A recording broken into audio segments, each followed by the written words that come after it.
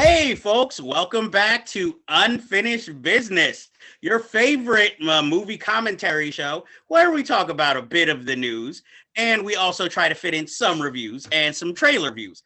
Wow, look, it all rhymed. I am your host, Jeff Gallashaw, and with me, as always, is my co host, Andre Joseph of AJ Epics Productions. And this is a normal unfinished business episode, so I guess you could call it the November issue because no deep dives in this episode. We're all about news this week and some reviews and some trailer reviews. Yeah, I can't help it, folks. First time I've seen you guys in a while. So, Andre, are you ready to get into some news stories? Oh yeah, let's do it. Okay, I'm not dealing with exclusives here, so.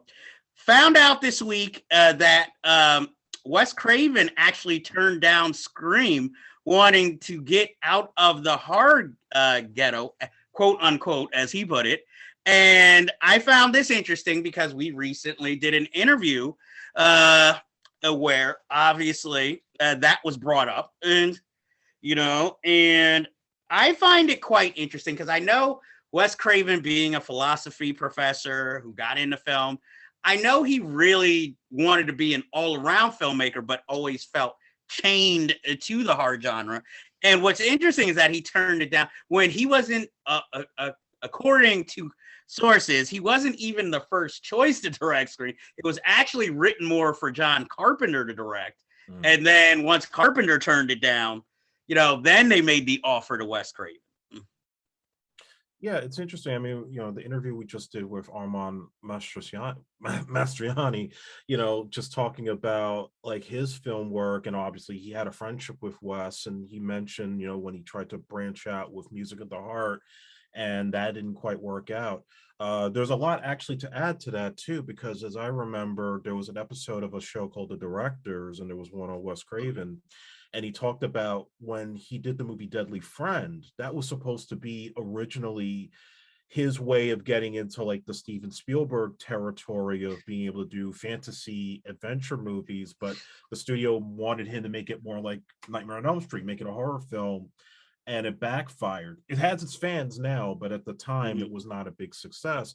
And at that time, he was going to do Beetlejuice, and he was actually attached to Superman 4. But in both cases, he lost the jobs because of that film failed. And in the case of Superman 4, he and Christopher Reeve didn't get along, so that's why it didn't happen.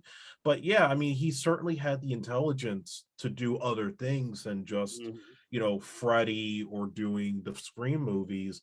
But, when you get pigeonholed into a genre, that's all the studios ever see you do. It's like Michael Keaton said for a time, it was only comedies that he kept getting offered until he did Clean and Sober, and like, oh, he could do drama too. And then they couldn't really figure out how to box him in. So that's the business, unfortunately. Well, I mean, he should be thankful he didn't get to do Superman 4. But I mean, with Michael Keaton, I can see it. Especially, I feel like, especially for him in the 1980s, since he's not a world-renowned stand-up comedian, but he did do stand-up. So, of course, you're going to keep constantly seeing and offering him comedies because you figure that's his strength. And then now you have like all these comedians now who are trying to do dramatic work, but then it's like they do good jobs, but I guess it's more if you're willing to accept them in those roles. Because like I remember Jim Carrey with The Majestic, but one of the big problems with The Majestic was that it's a well-crafted movie, but it has no flavor to it. And he's a more physical comedian. We already know he can act and overact. So it's just like that might not have been the best pick. Like the only way that would have worked if The Majestic was made at a later date would have to be with somebody who might have been a serious actor, and this is them sort of lightening up, or let's say an all-American star like Tom Hanks, where you accept him no matter what, and that kind of nostalgic throwback factor. But as far as Wes Craven, I mean, Deadly Friend, I would explain its weird tones in Deadly Friend, where in the beginning it seems like, oh, your typical all shucks comedy with some, I guess, abusive father drama thrown in, and then it just becomes, okay, revenge, horror, gore. I've seen the film, it's okay. It's like Halloween 3. I could see what they were going for. I didn't love it. And so I just remember the basketball scene. Yes, the basketball scene, which Yeah. still gives me So chills. that's like the most memorable scene in the film, other than the ending, which I have a lot of questions about. The But studio forced that ending. yeah, but it was just like, how does a robot come from underneath human skin when all he did was put a microchip? What, like a werewolf? It grew underneath the skin? It Hollywood. just, yeah, exactly. It was just like, okay, that might be the Spielberg part of the movie, except for how it ended. The actual, I'm trying not to spoil the ending here. Okay, next, since we're talking about, I guess, kind of comedic stars, it was reported today that Will Ferrell walked away from a $29 million deal to star in Elf 2 because the script wasn't good, which I find interesting considering some of the movies he's been in that he did say yes with not anywhere close to that payday. And also, let's face it, most studio films, the scripts usually aren't either finished or polished or bad, or they're praying maybe through improv we'll improve all this. How do you feel about hearing that?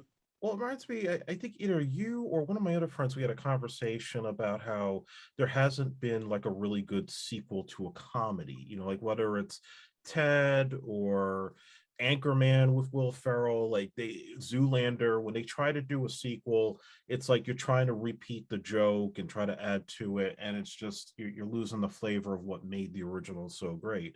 And not that I'm like the biggest Elf fan in the world, but it's one of those movies that plays every holiday season. It Is doesn't need to be diluted with the sequel. And I'm pretty sure it wasn't just a money factor. It may have also been, is John Favreau directing again? Because if he's not, then there's no reason to do a sequel. So, yeah, I mean, it's something I'm not crying over spilled milk that didn't happen. And, we've seen actors turn down more money than that for doing sequels they didn't believe in.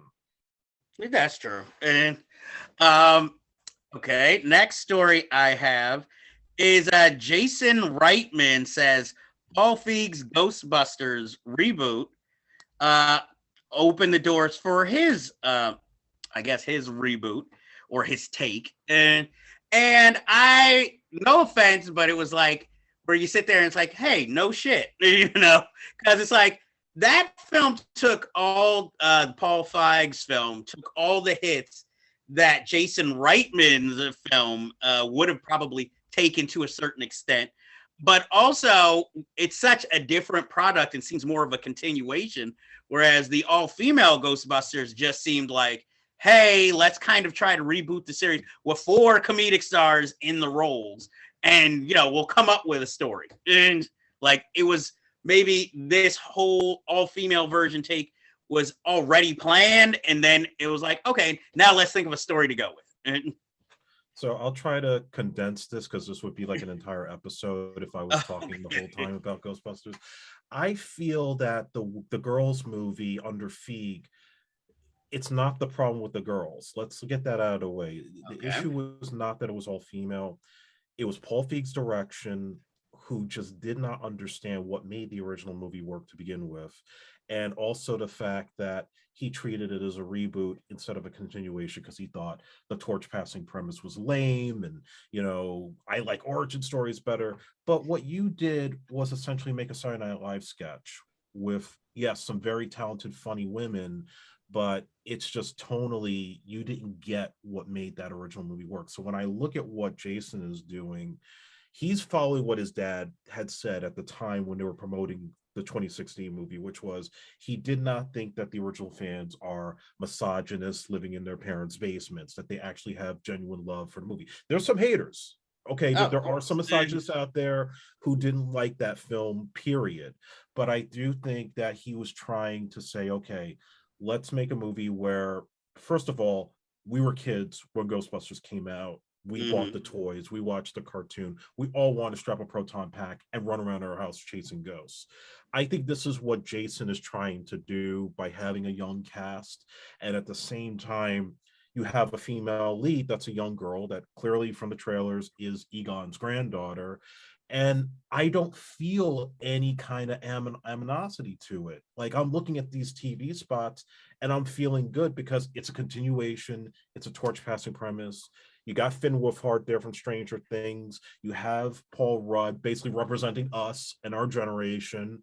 So it's an all around, like, we're going to make this for everybody. We're going to make it for girls. We're going to make it for the fans of the original.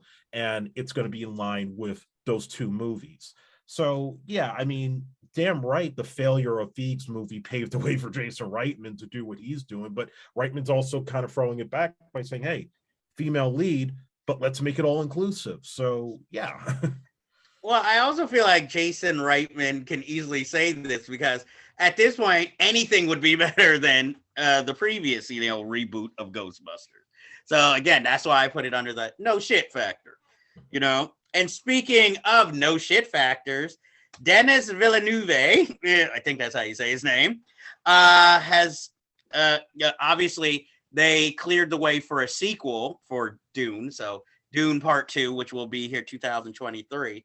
And he says the only way he's going to make it is if it has a theatrical only release window, which, him and Christopher Nolan are both pushing for more, especially with their films, because they want it to be seen in more of a grand fashion. But also he dropped that, of course, originally this was envisioned as 3 movies, but, I guess it'll be satisfied with just part 1 and 2, even though I would think if I would imagine the studio would probably be pushing him to make his part 2, but then let's split it in 2 so we can get a trilogy out of this mofo. And he also let us know that even though the film's 2.5 hours already, there is no director's cut. And I can't say anything because I haven't seen Dune yet. So again, it's like no shit, obviously. Most directors, when they have epic stories, and since there's so many books of Dune, you're gonna want to make 3 of them. So you can make each one part 1, part 2, part 3, each saying something. How do you feel about finding this more obvious news? Yeah, so for anybody watching, we will review Dune on a later date. I am actually happy that they're making a sequel, first of all, because I do think that this is a story that definitely needs to be done justice on the big screen. And yeah, no shit, it has to be on the big screen when they do the sequel, because it has that scope, it has that direction. And one thing I will say is sort of a brief critique about the film is that unlike the Lynch movie, this does have a better balance between, the visual drama of the story, but then also having enough action to not get you bored. So, but I will say also that I don't think he should start thinking about a trilogy yet, because that seems to be always a kiss of death with these movies, is where they think we got a trilogy plan and then the first one backfires. This one hasn't backfired, but we have to really see how a sequel does in the theaters before we start talking about a 3rd chapter. I think you've covered half of what Lynch did in the original. Now just see how the rest of it plays out before you start talking about Dune Messiah or whatever other Frank Herbert books are after that. Okay. Next, this is kind of a double story because it involves Ryan Gosling. First, he is moving forward in his Wolfman remake with director Derek Cianfrance, who directed him previously in Blue Valentine and A Place Beyond the Pines, which, critically acclaimed. He gave good performances in those movies. This is really more the director's, I guess you could say he's more of an indie director, so this would be his first real studio project genre film, which I find kind of interesting. I also feel like Ryan Gosling finds comfort in maybe previous collaborators. So, maybe get what type of performance and maybe what is envisioned on screen more than, this director a certain studio director is just thinking in beats and, scenes. This director might want the same thing, but wants to get it through more performance, which is interesting also because we already had a kind of period Wolfman remake with what was it, Benicio del Yeah, Toro, that's what I and remember. that kind of bombed, and that was part of what was his name? Universal's more, monster verse. Now we're going through more of a Bloomhouse of MonsterVerse. Mhm. So this will somehow be related to the Invisible Man Yeah. remake that Lee Wagnall wrote and directed. I find this partially also interesting because I still feel there has never really been too many quality werewolf movies. Whereas, you could probably list like 20 great vampire films, 20 great, slasher film. But it's like when it comes to werewolf movies, it's like Hulk movies. It's like there's some might be satisfying, but there's never been that many, great ones where you're like, oh, this is going to be remembered over time. In fact, only two come to mind: Howling, which everybody loves, and now it popped right out of An American Werewolf in London. Mm-hmm. Because An American Werewolf in Paris definitely was not that movie. And I had a lot of hope for that film. What do you think of this, I guess, news, Wolfman? And I don't have too many thoughts other than the fact that it is a Blumhouse movie. So, like you said, it'll probably somehow tie in with Invincible Man. It'll probably be modern day set. The Ryan Gosling choice is very interesting because he's usually playing so many muted characters that maybe this is something where he actually will show a spark. So yeah, I mean, if you got the director from Place Behind the Pines, which I thought was a very good film, then I think maybe there's something out of the box that they could do here that you know, they like to do a lot of these low budget type of horror films that still have something interesting going on. That's one thing I did like about Invisible Man was that it was low on the big special effects and in this case more psychological.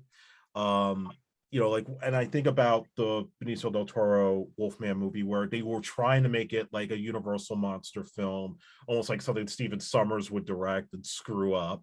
But it didn't work. Even with Rick Baker's makeup effects, it still just didn't play. So I'm hoping for this one to be interesting and psychological and not heavy on CG.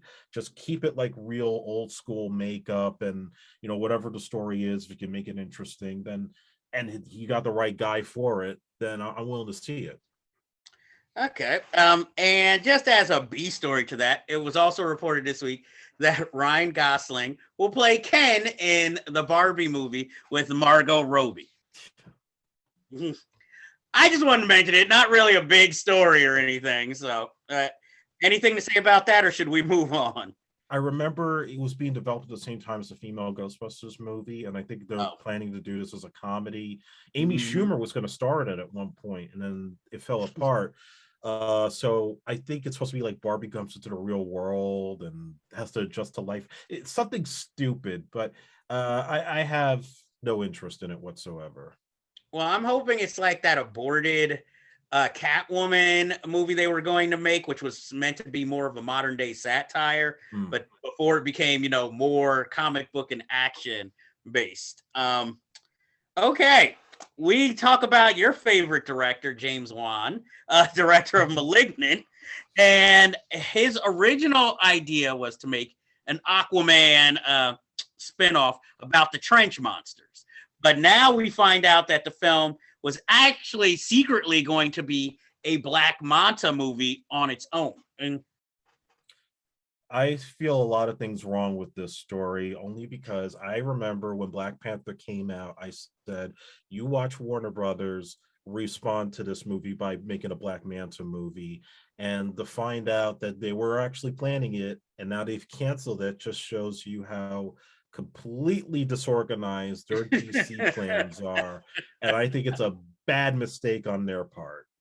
I agree. My only problem with Black Manta, and I know it's how the character is drawn in the comic book, the costume's big head. Yeah. It's like, I just can't see myself watching that for 2 hours. Like, I'm going to be like, can we have a lot of scenes with his helmet off?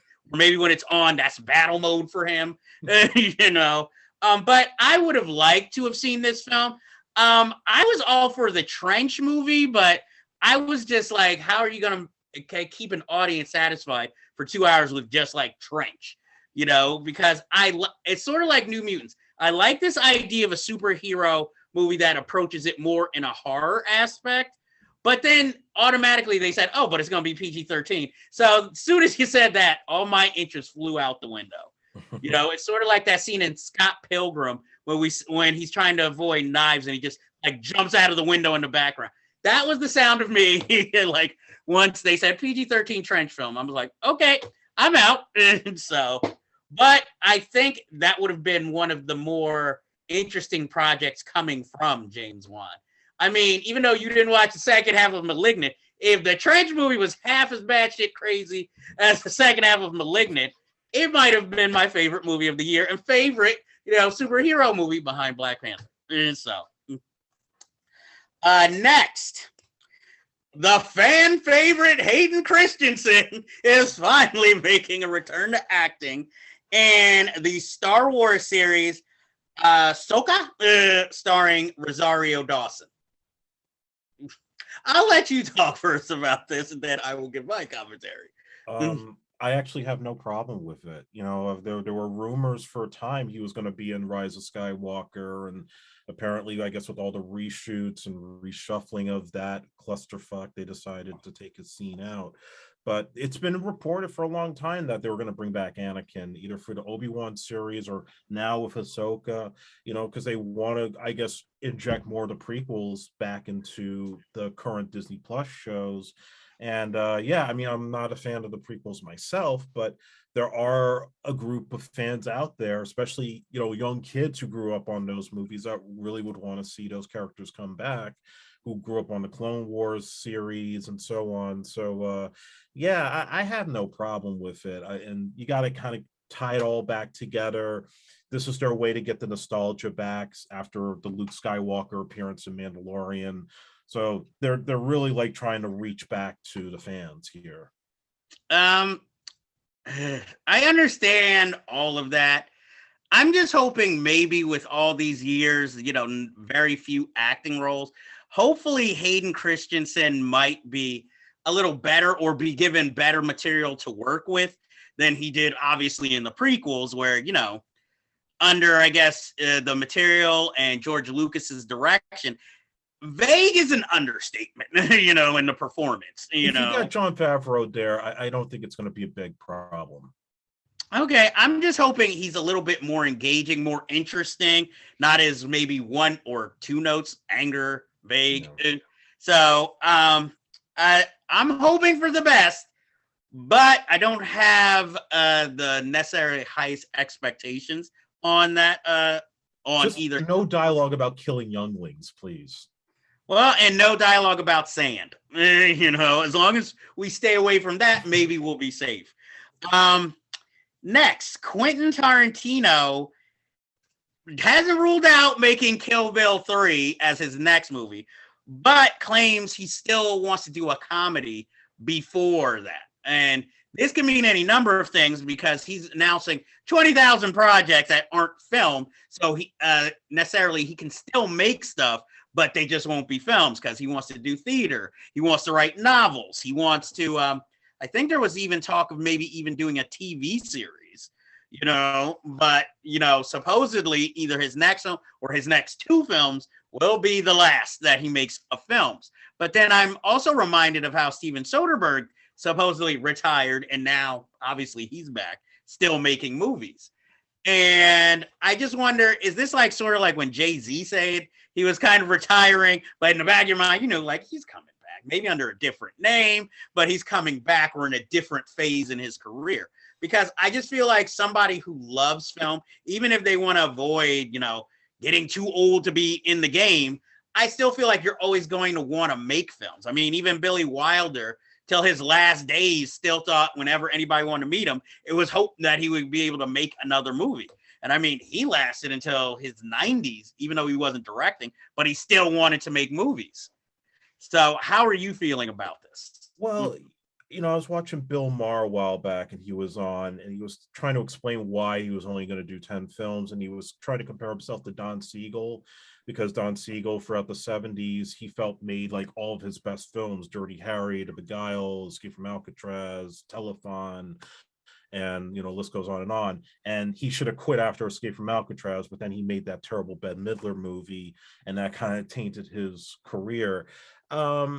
Yeah, I mean, it's tough to say, because one thing you don't want to see Tarantino become is like Hal Ashby or John Badham, or these guys that made a lot of great movies, but then at the end of their careers, they did a lot of television and a lot of forgettable stuff. So I get it in that sense. But like you said, the guy loves film, clearly, and it seems like he's got all these different ideas, from horror to maybe another Kill Bill. I remember he mentioned maybe Tiona Paris playing Vivica Fox's daughter as an adult, maybe a comedy. He's got a number of things he could pull off. I think, yeah, he probably will do some things as a book, some things as a graphic novel. I could definitely see a Kill Bill 3 as a graphic novel with like an anime style artwork going on there. But I don't know if I could see him fully quit. I feel like he would do to 10, say he's going to stop, and then maybe like, but he's in his 60s, he'll come up with something out of nowhere, and it'll be like this momentous comeback because he has that spark again. Well, I feel like it's going to be something like that where he'll make the excuse, but it was a story I had to tell, even though I said I was retired. But also he cites like Don Siegel and all these other directors who didn't make good movies later in age. But the one thing he has in common with Billy Wilder, but doesn't have it exactly in common, is that Billy Wilder wrote all his movies most of his career, or had a co-writer, and then later in life was more taking for hire jobs. Whereas I feel like Quentin Tarantino has always originated his own material. So unless a movie really bombed badly, I always see that door open for him from a studio if he wants to write something something new material. Now, of course, if he's like, hey, at 80, I want to make a youth picture, then yeah, people are going to look at you like, no. But if it's something like that involves a genre or some sort of film history, it's always going to be, he's going to be an expert on. And I didn't think about it until I was reading it in an article, but usually you would have thought like Once Upon a Time in Hollywood would have been the epic movie he goes out on, since it is just so epic, rewrites history, goes through, a history of Hollywood, but also allows his elements in. And isn't really as much of a genre film as he's directed in the past. So I just thought like he would make one more film and then, end it all with like, okay, Once Upon a Time in Hollywood, this is the consensus of my career, and maybe, try to be like Fellini, get some actors he's previously worked on to cameo here and there.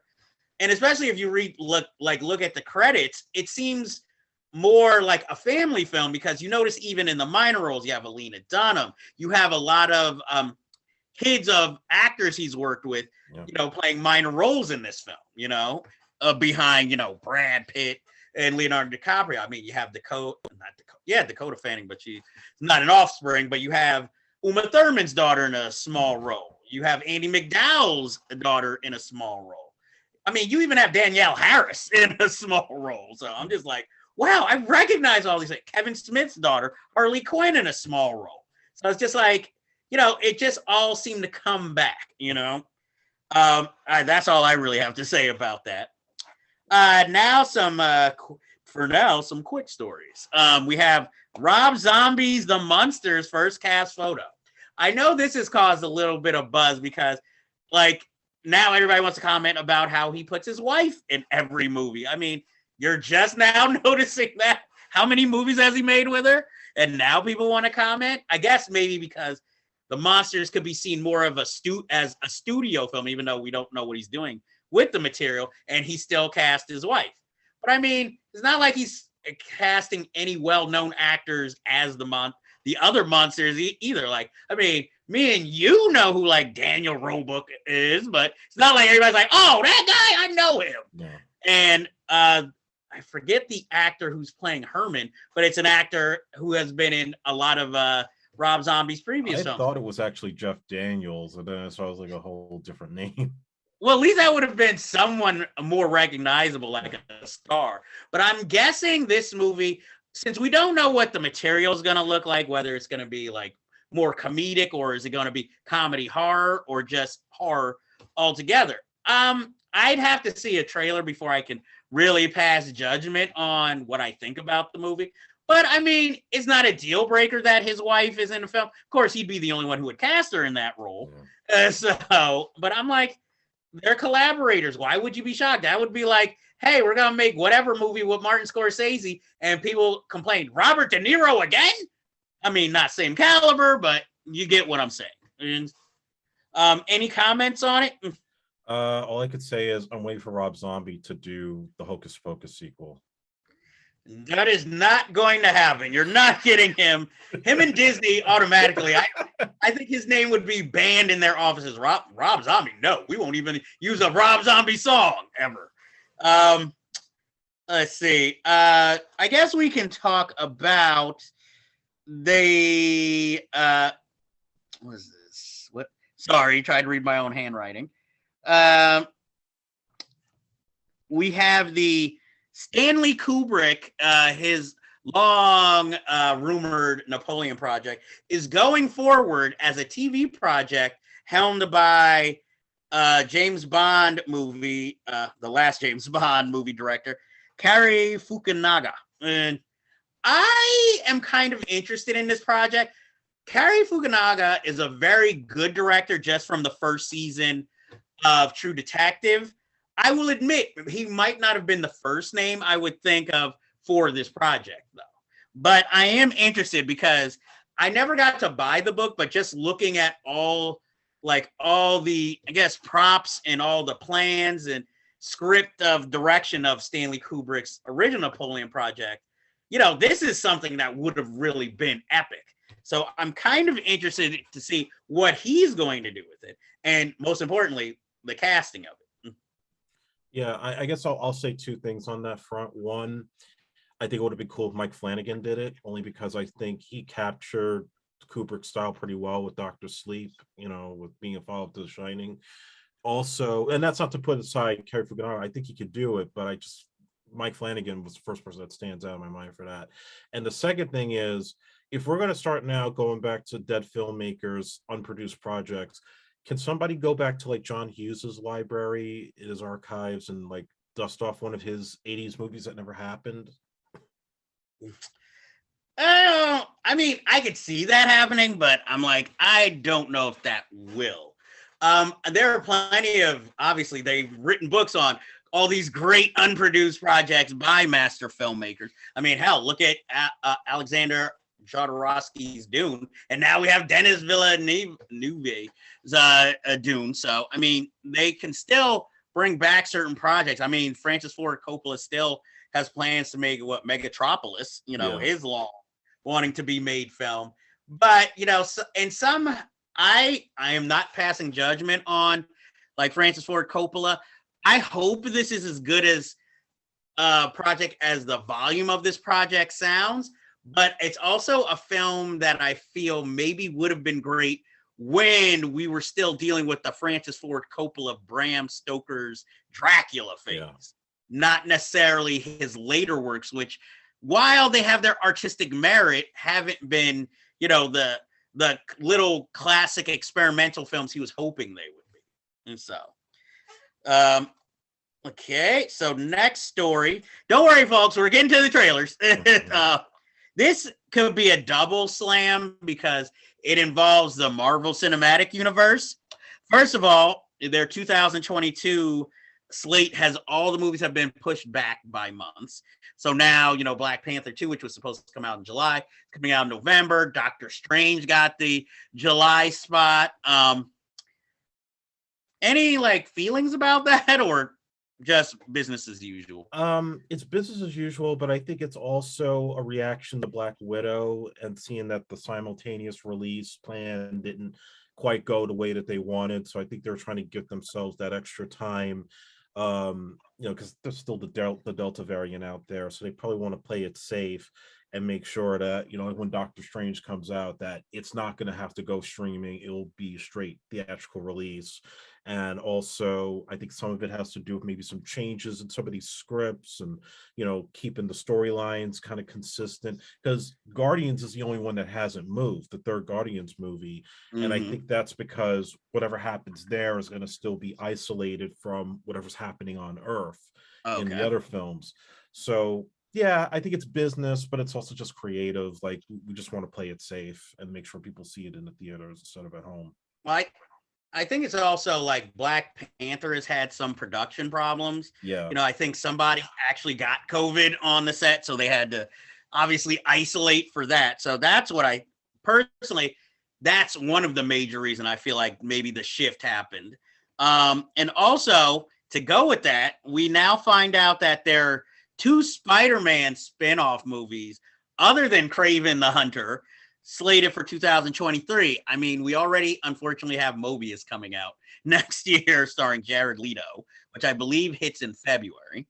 And now you have Kraven the Hunter, which is supposed to be a spin-off. I'm just wondering if that's going to maybe lead, like we're going to get to know Kraven, like a Kraven origin movie, and then they're going to be like, oh, now let's do Kraven's Final Hunt, which might be one of the Mysterious 2 films, or it might be the cinematic version of a Sinister Six, even though that's what a lot of people are thinking that the latest Spider-Man movie might be in of itself.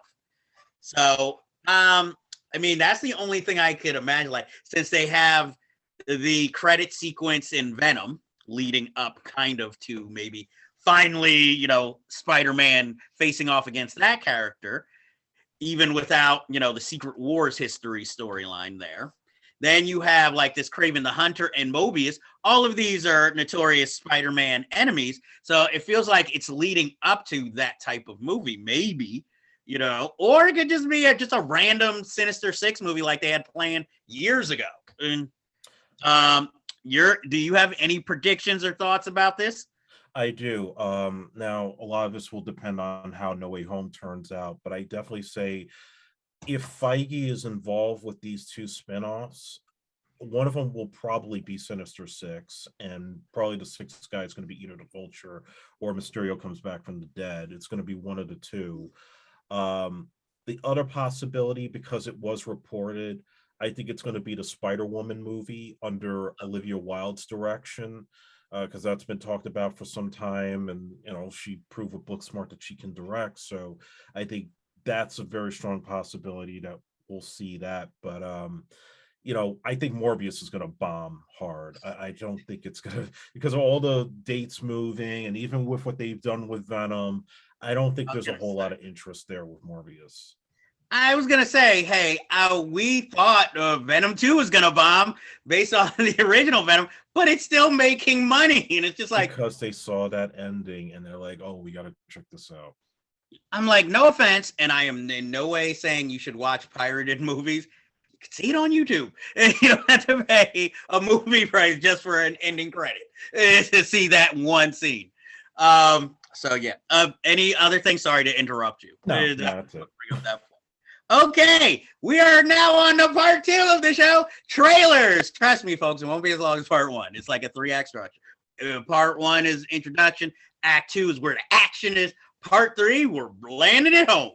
So, trailers, we have Uncharted with it's Tom Holland, right? Yes.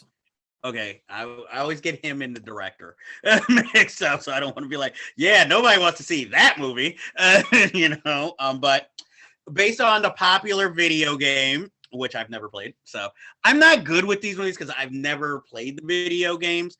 And from the trailer alone, the one thing I can say that looked interesting but way too CGI is when he's, I guess, floating out of the plane and jumping from like cargo box to cargo box, and then something else comes at him. I'm like, that was the only inventiveness I thought of or remember from the trailer. Everything else was just like, okay, it's just typical.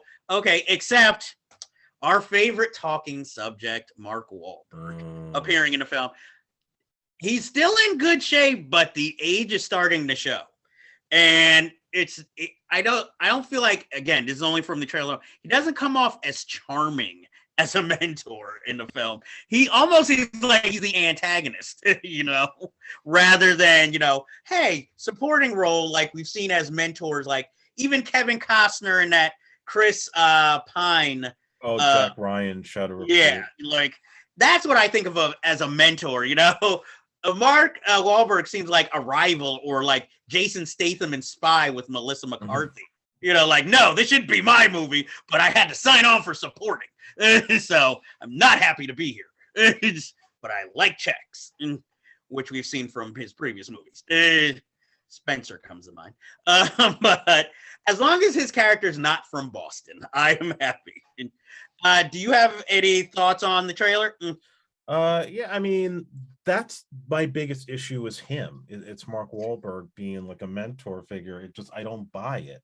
And he's trying to like be all cool and charming, and like, no, you're just being Mark Wahlberg. You're not really doing anything different here than I've seen in other movies. It's got like the Indiana Jones, Tomb Raider vibe. Obviously they're trying to make a franchise out of Tom Holland.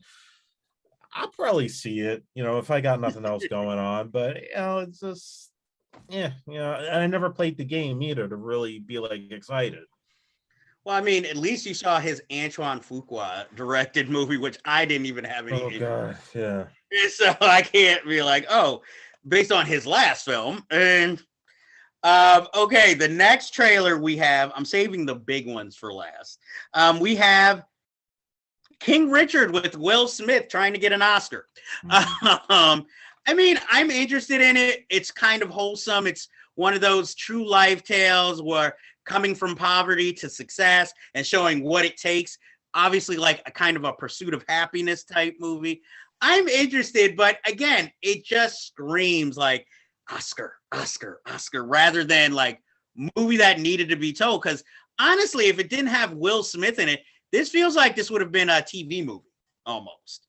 Or at least a Netflix movie with somebody not as big, maybe Forrest Whitaker playing the role, That's what I feel too. It feels like when you put Will Smith in, whether he's putting on an African accent or if you're trying to give him like an old man wig and a pot belly and trying to make him look old, I feel like he's acting. He's not naturally trying to get into a character.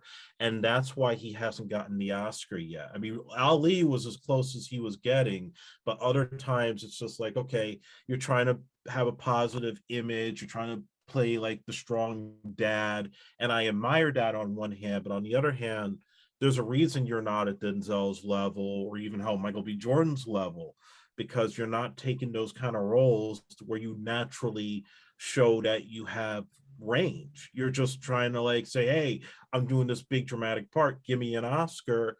And then you fall back on like doing the action movies and the sci-fi stuff to make your money.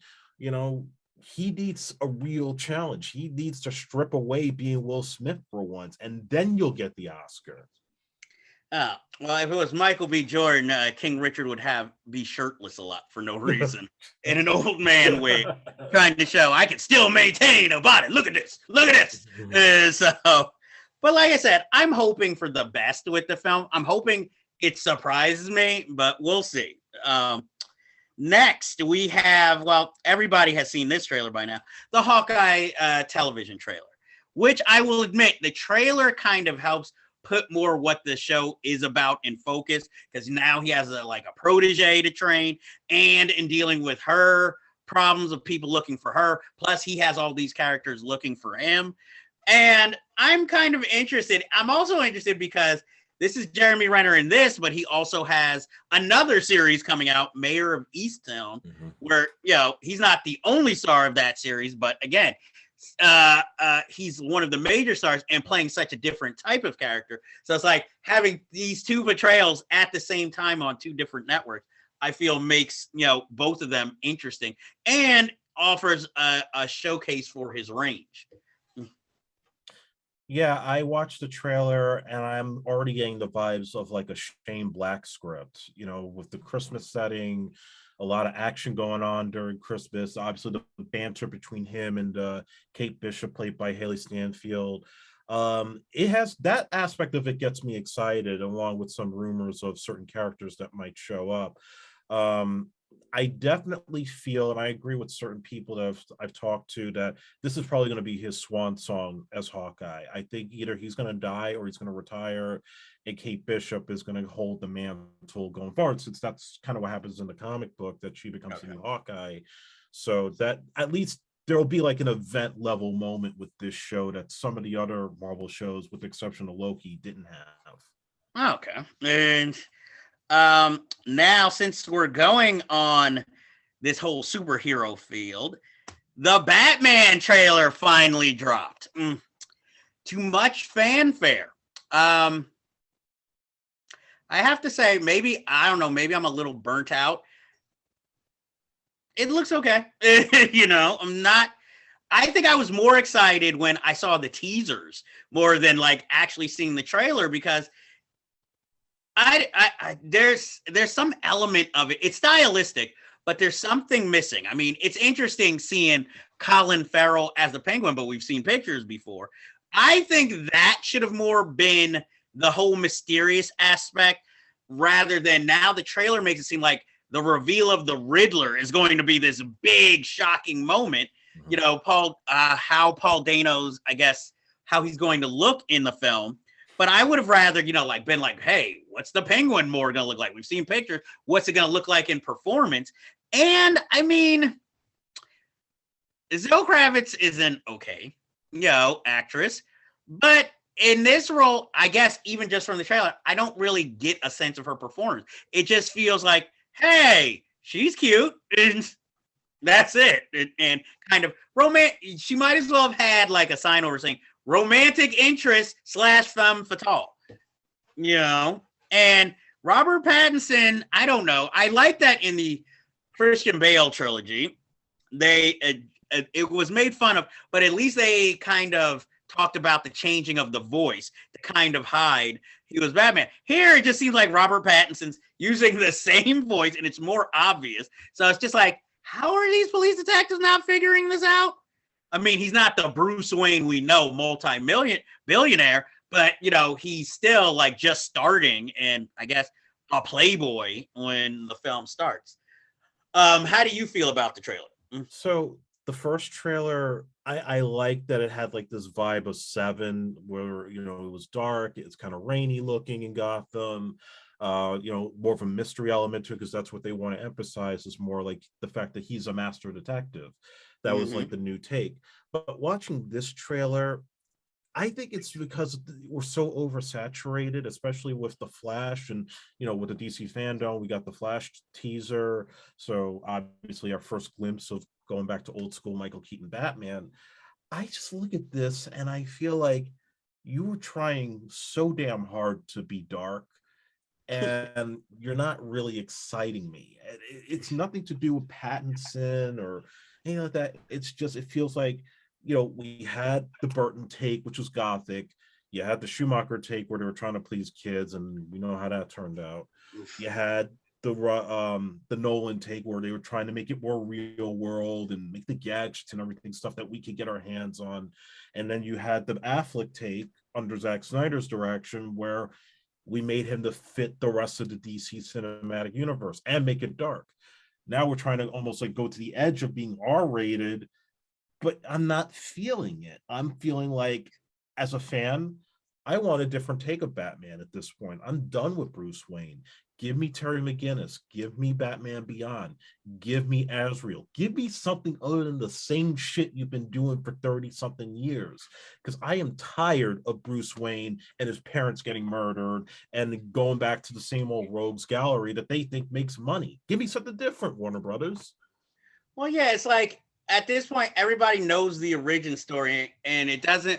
And if you were gonna make another Superman movie, are we gonna have to watch Krypton blow up? Are we gonna have to watch him raised by parents? Right. Or are we just gonna go like right into the story? And and this feels like, again, like you said, another origin story, but this time told by a goth teenager who wants to be down.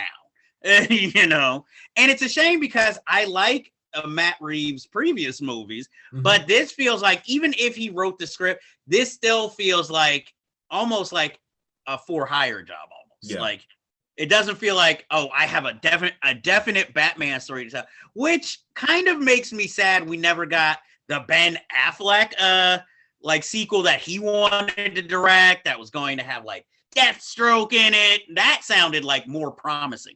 I would have rather seen that because we also know I'm not going to get another origin story, you know. Say what you will about Ben Affleck, you know, but I think that might have been more interesting. If he would have pulled it off, great. If not, it would have just been another thing for people to dislike him. But at least it was something a little bit more interesting than what we've seen.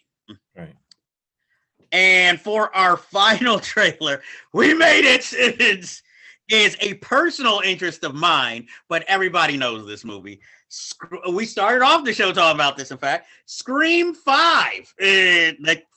Finally, they released the trailer.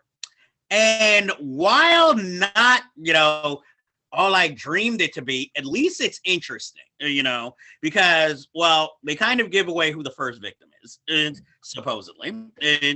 And it seems like there was also a conscious effort, if only in casting, to add maybe more of a minority element to this film, sort of like what they tried to do with that bad season of Scream the series. I mean, there were no good seasons of that, but, you know, at least it was something where, you know, was more diverse, reflective. Here we have, of course, all our major characters, but at least like even with the introduction of Sydney, she's doing things you would expect somebody in a horror film to do. Like she carries a gun now. It's no longer, oh, I'm defenseless. Don't hurt me with the knife. She has a gun. You know, obviously, hopefully, this isn't like exactly a sequel from the last movie where a crazed family member tries to steal her shine. We have Gale Weathers with better hair in this film. We have Dewey is now a captain of the police, but still a limp. And, you know, we have some new faces, which they really don't focus on. But I will admit, this is one of my favorite horror movie franchises. And I have faith because the guys who made, what was that movie? Ready or Not are behind it. So I have complete faith. The only thing that makes me worry is that it's coming out in January of next year, which is usually cinematic dead zone where they dump bad movies. But I am hoping for the best. And unless it gets abysmal reviews, I will probably be in a theater watching. I don't know how to feel about this one. I mean, there's one interesting aspect that they allude to in the trailer, that the kids this time have all kind of different relations to victims from past movies. So that has me curious. But I'm wondering, how different is this going to be from Scream 4, where they were making fun of the idea of reboots and remakes of, you know, classic horror movies. I'm wondering what the twist is. Now we're going to make fun of like Force Awakens, like continuations, but still reboots of a classic property, because it seems like we may be going there, and that if that's the case, they're one of our favorites either has to go or get revealed to be the killer. And, you know, the old school fans, they may not be happy if it turns out Sydney might be the killer this time. I could see that, but to go through what she went through, and maybe she's gone a little crazy in her old age. Not that she's old. I mean, Nev Campbell's still amazing, yeah. Damn, Sydney, you got in a retirement home. Like, damn, what are you, Jamie Lee Curtising this? But I look, good, bad. I have faith. I'm trying not to even think of like too much satire. If they just want to make it an all-around horror film this time, I am fine with that. As long as it's not Scream 3, I am happy. You know, because, you know, while that has its strengths, it has a whole lot of weaknesses. But I'm also kind of happy because even though it's under its banner, I feel like the Weinstein brothers have no fingerprints on this film at all. Good. One of the first pure films, like not under their direction. And we'll kind of see, does that work? Or maybe their kind of intrusion worked at least. But I know for part 3, there was a lot of them. Their fingerprints over that film, which is why I think it wasn't satisfactory. You know, I think we're gonna have to eventually do a Scream 3 deep dive because I have so many things to say about that. But we'll see. And now we have finally made it to part 3, everybody. We're going with the reviews. Let's start off with maybe the more dramatic review so we can lighten it up a little. So we're going to talk about another Antoine Fuqua movie that was recent released, The Guilty, with Jake Gyllenhaal, that premiered on Netflix, where Jake Gyllenhaal basically plays an EMS worker. He used to be a cop who was demoted because of an incident, so he's being forced to kind of work at this EMS center while I guess his case is decided. And throughout the day, we at first see the basic calls he has to deal with. Meanwhile, he's running into old friends on the phone when he has to refer to the cases to them. And then he finally gets a call from, at first, what seems like a woman in distress being held captive by her husband. And then he tries to contact her children who they left alone and who the husband might have, injured the other child. And basically, throughout the rest of the movie is him being stuck in the center, trying to get to the bottom and save this woman and the other child, and all the drama that comes with that, as well as, having to deal with his past and, everything there coming to a head. This movie basically takes place in one location. So, it's more of like a thriller drama. And realistically, even though there are other cast members, this is really a one-man show of Jake Gyllenhaal interacting with, other voice actors and, going there emotionally. Now, it's interesting they had Antoine Fuqua directing it because he is more known as an action director. So he's more all about the visuals, whereas this plays more like intimate and dramatic. And he doesn't fail. The film is interesting. And I am a huge fan of Jake Gyllenhaal, and he does what is required in his performance. He's kind of an asshole, but he's still kind of likable, or you're at least interested in him. It's almost like his end of the line character, transferred into this film. The major problem is I don't feel like it hits like it should. Like these events should be hitting the audience harder. You should feel something a little more. I don't know if it's the lack of visuals or maybe how it's presented, but it's sort of like how you were describing Will Smith.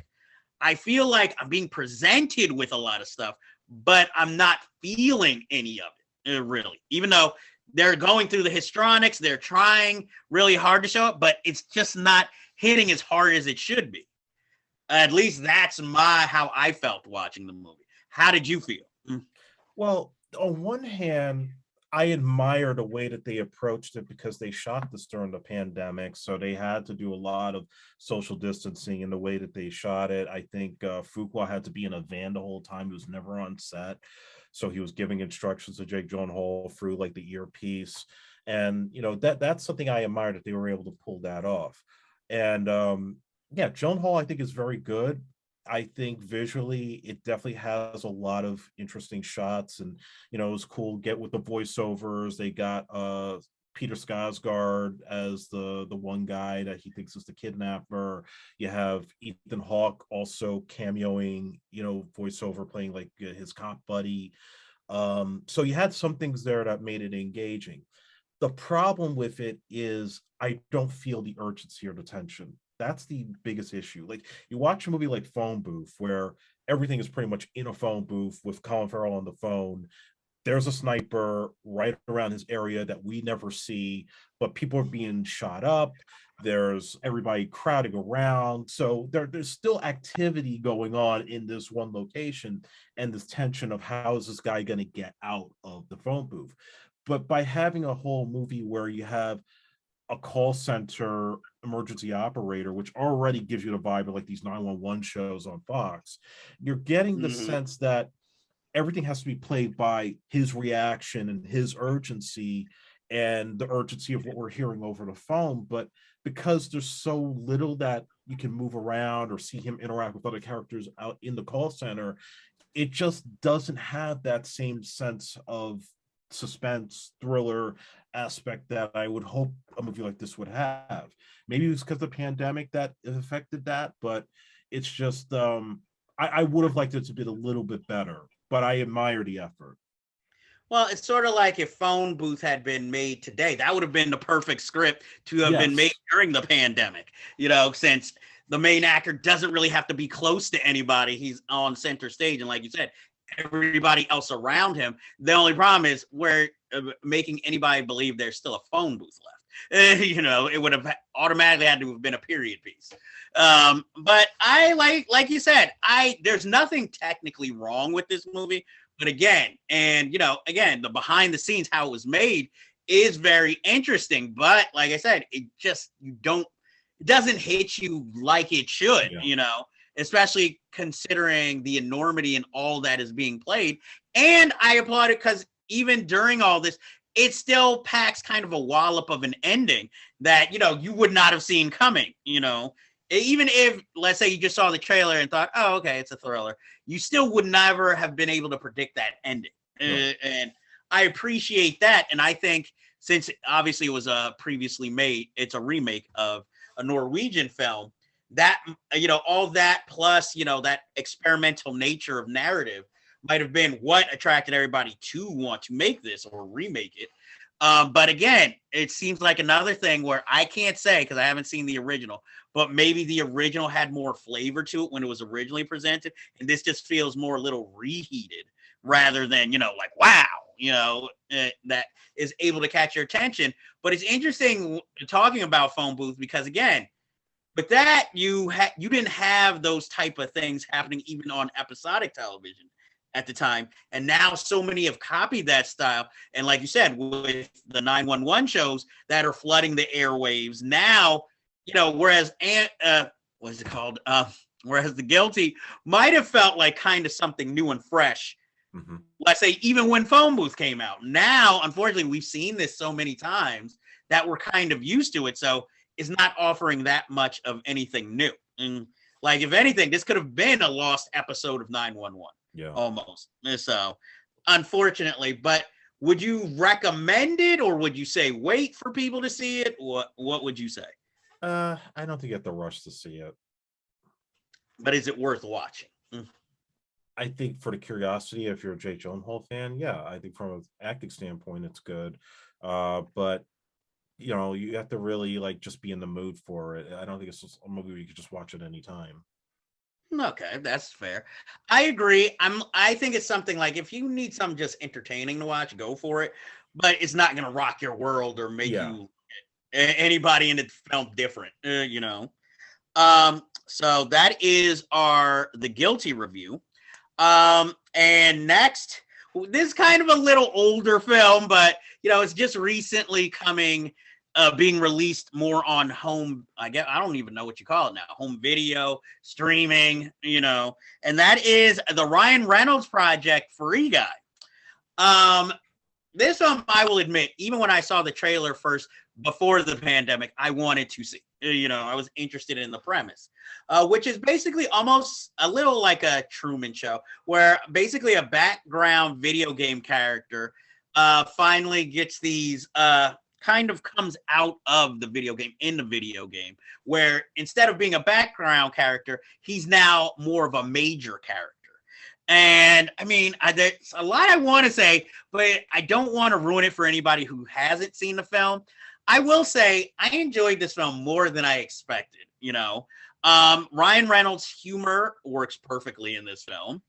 It has a plot line that I complained about in a Batman, The Dark Knight, the third film, that I feel didn't work and cheapened the story there, but actually works for this story overall. That's part of the sweetness. Having said that, I also think it's the best movie Sean Levy has ever made, because his natural, more mainstream directing instincts kick in of family entertainment. But he also makes something that surprisingly has a sharp commentary on the audience that would primarily watch this movie, as well as the studio that's releasing it. Mm-hmm. So I've thought, wow, that's really subversive. And it gives a positive message overall at the end, while kind of being sneakily funny, including some cameos I totally didn't expect, and one I had to rewind just to discover. But I really enjoyed this film. I don't. How did you feel about Free Guy? And Yeah, I was like you. Like when I saw the trailer, I said this is something I definitely want to see. I think it looks good, and the vibe of like it's sort of like a Grand Theft Auto type video game, and a side character that you would normally just knock off ends up coming to life and becoming like the main character. Ryan Reynolds worked perfectly for it. It reminded me of two films aside from Truman Show and Ready Player One. It reminded me of Boss Level, but I think it did better than what Boss Level was trying to do. Where Boss Level was trying to be Groundhog Day, this was literally saying, this is a video game, this is all stupid, this is over the top, but yet there's a heart to it, and a heart that you can relate to, and a character that's likable, that you follow and you want to see his journey. And then the other movie, believe it or not, I feel it indirectly references is Short Circuit. Think about it. You have a main character who's basically electronic, who's not real, but ends up feeling like this is real, like this is me and I'm coming to life, and a system that's trying to take it down and try to put it back to what it's supposed to be. In this case, trying to reprogram Ryan Reynolds back to being just a guy with no identity, except you just show up, you get your coffee, and then somebody robs your bank. Like this is something that feels like a throwback to that period. And if there's a kid like me who liked that film at that time, who likes this, then I think this is definitely the movie for them. And the cameos, the jokes, the music references, it all works. Taika Waititi playing the villain, who runs the company making the game, I thought was inventive and different. It wasn't like what you would expect. So I think there was a lot of good things. Joe Keery was very good in his part, like playing, coming off of Stranger Things, which Sean Levy also produces, being the programmer. He had an interesting part. So I think all around, it's a fun movie. Well, strangely enough, and I never usually say this, Taika Waititi was one of my minor problems with the film, only because his villain felt like he belonged in a video game rather than in the real world. Yeah. So I was just like, is this trying to make that point? Or was this just, what he went with as the villain, where it's just like, I'm going to have a ridiculous outfit, I'm muscle twirling practically, and I seem to be an old guy trying to sound young with his mannerisms. But that to me was like the only questionable part of the film. Everything else felt like it worked perfectly. It's one of these films that, like I said, it takes you by surprise when you thought it was going to be one thing, and it totally is something different. It's sort of like, it's almost like a Trojan horse, because it's pushing itself in one way and then reveals all this other stuff that you're like, wow. And it's self-referential without going overboard. And, and at heart, it's a love story, not necessarily romantic fully. It's a love story because of like his relationship with his friend in the video game. And, I guess basically about like as the individual taking chances more, striving for more than I guess what it seems like you're programmed to do or what you're being forced to do every day. So for that, I give it a highest recommendation. This is the rare time where I say, believe the hype. It's worth catching. Yes. See it as soon as possible, because somebody's going to ruin it for you if you don't. So I definitely give it a very strong recommendation. Yeah, this is the feel-good movie that Bill and Ted Face the Music was last year for this year. It's a movie I highly recommend. If you're getting like a bad day and you feel down, this is the movie that's going to bring you back up to your feet. I agree. That ends our business for this week. But as you know, we always have plenty of unfinished business to attain to and to bring to you. But before we go, I have to ask, have you seen Superbad? If not, why not? Because it's fucking awesome. Andre, any film you would highly recommend? Yes. Have you seen the latest Dune remake? If not, why not? Because it's fucking awesome. And with that, we bid you all adieu until next time.